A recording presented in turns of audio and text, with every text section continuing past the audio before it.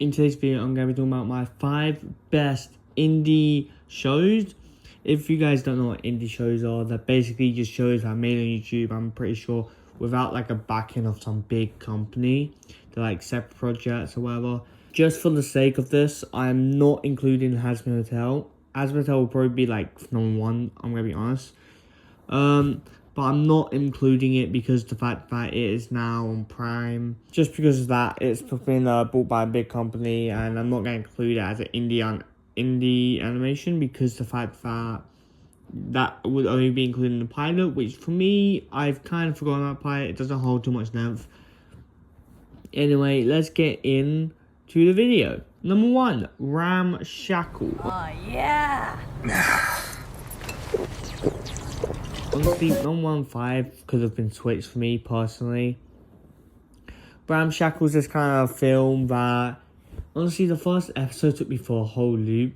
Basically, they get this baby, they call him like Worm or something, because he looks like a, I think they call him Magnet, because he looks like a magnet. Magnet. Oh well. Anyway, yeah, he just wiggles. He literally devours people. And at the end of the episode, which threw me for a loop, he becomes a god. Well, an angel that has come to do divine punishment. Yeah. Anyway, the whole episode, I did not know what was happening, but the whole point of the show kind of shows the difference between poor and rich, and the whole aspect of that, which I do enjoy personally. I don't enjoy rich people looking out poor necessarily. But I do enjoy an indie animation showing that, and how the poor actually have to survive, because in like anime and stuff like that, we only see the difference between poor and rich. They don't necessarily always show the fact that how the poor people have to survive. I believe they're called Psych-ness, but I completely forgot. Anyway, the beans come up a lot in this in the show. And yeah, someone did say how beans are like the main source of food because it's the only thing that people throw away or something, or the only thing they normally eat. I honestly thought it was the law because the angel ended up giving them beans, which was confusing. But yeah, Ramshackle is going to be my 5th favourite indie animation. Number 4, Laery. The sudden circus comes to town. It opens with them singing, rhyming, and a bunch of digging out a grave for old kind of alcohol or whatever's in there. They get into kind of like a car chase. Also, from what I can tell, and I did look this up, so it might be wrong, but it said 1927. That's when this, that's the year this is set in. It's kind of focused, it's kind of based on like a whole comic thing or whatever. I don't even know where the comic came from. But either way, great animation style. Honestly, the animation style gets you in it, even if you things about the animation style does carry it. But also the fact that the whole show itself is great. The car chase was really great. Also, I liked the bit where one of the main people were throwing dynamite. That was honestly fun to watch. And the whole thing without just the whole thing in general. They do have one other short film, I believe, but luckily it has one actual episode and then one short film that's like 3 minutes.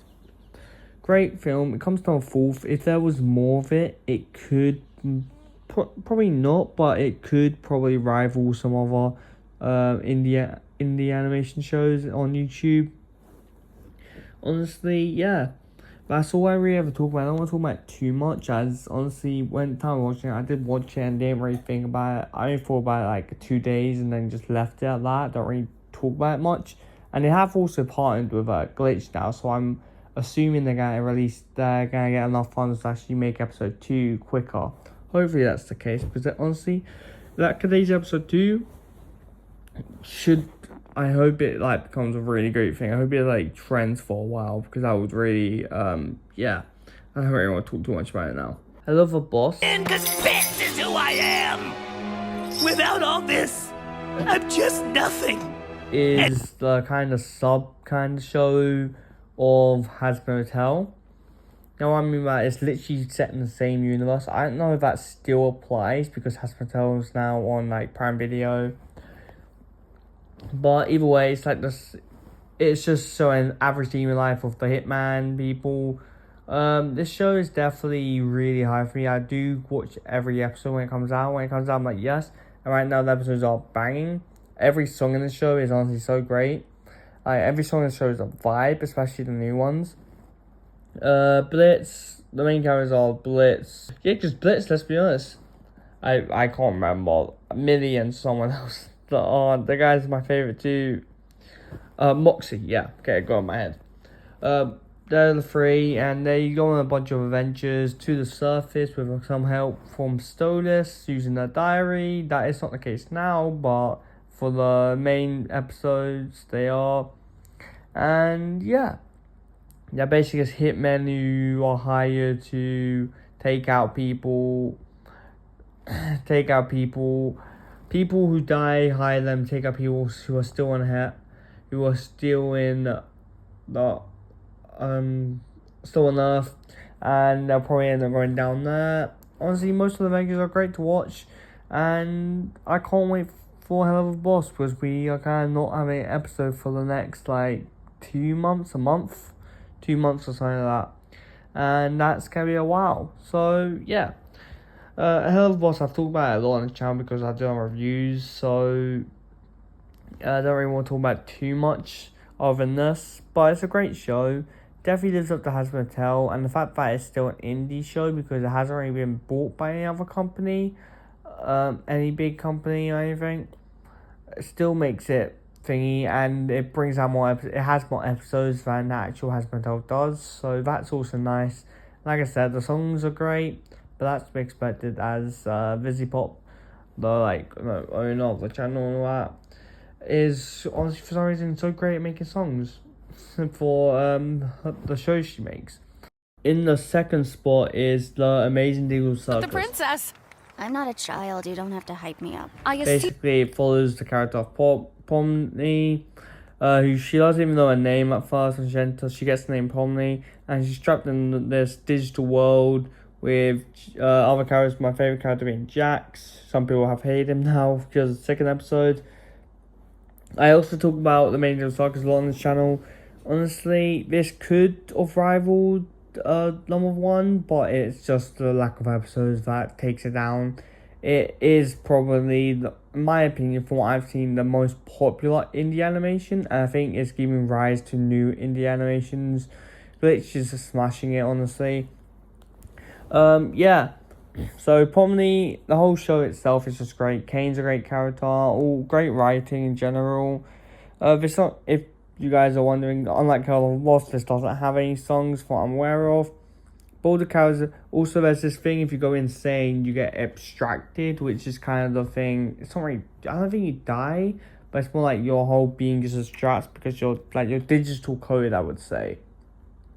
And yeah, so Pomni's like the only one who can see this exit thing that keeps appearing in the first episode, and she tries to find a way out, and she doesn't. She slowly goes insane in the first episode. Second episode, she's kind of being bullied by Jax a lot, and then makes a friend with Gummy Goo, and goes insane a bit, and then realizes she has friends again. On way to episode 3, like I said, this could have beat number 1, but the lack of episodes really takes it down because there's more to explore in number 1. Number 1 is Murder Drone. I'm Serial Designation N. Nice to meet you. I'm kind of the leader of the squad in this city. That's not true. Everyone tells me I'm useless and terrible. Basically, the main murder drones are N, J, and V. V and N being the main, J being kind of the least main out of them three, in my opinion. Basically, and the main work drone is Uzi, and she has daddy issues. Surprise. Yeah, she kind of meets N, and after N murders all of her co-workers, all of her not her friends, but like her other worker drones, she decides to join him. Yeah, honestly, my favorite characters in this whole show, if I had to rank them, would be Sin, N, and then Uzi. They're like ranked top 3 in my opinion. Maybe V for Uzi, I don't know. By the way, I don't know why I just like the character of Sin so much. and the way she's introduced, she's kind of possessed by the absolute silver, which Uzi actually has. A lot of drones actually have that. That's how they destroy the planet, because it takes over them. I think Sin's like the main host of it. Basically, if the robot's not properly disposed of, it has 1 in like a billion or 1 in 1,000 chance of getting possessed by the absolute silver, which is really bad. Basically, that's how humans get wiped out in this whole show. They're my top 5 indie animations. Honestly speaking, indie animation is taking over. I might make a video just why indie animation is like taking over. For me personally, I've just been watching more of an anime and everything else. Like, if indie animation comes out at the same time as a famous anime is coming out, bet you're like indie animation I'm watching. For example, the main Saga episode 3 comes out, and the final to a big anime comes out. I'm watching the Amazing Saga episode 3 first, and then I'll probably end up forgetting about the anime at that point. But either way, yeah, I hope you guys enjoyed this video, and I'll see you in the next one. Bye.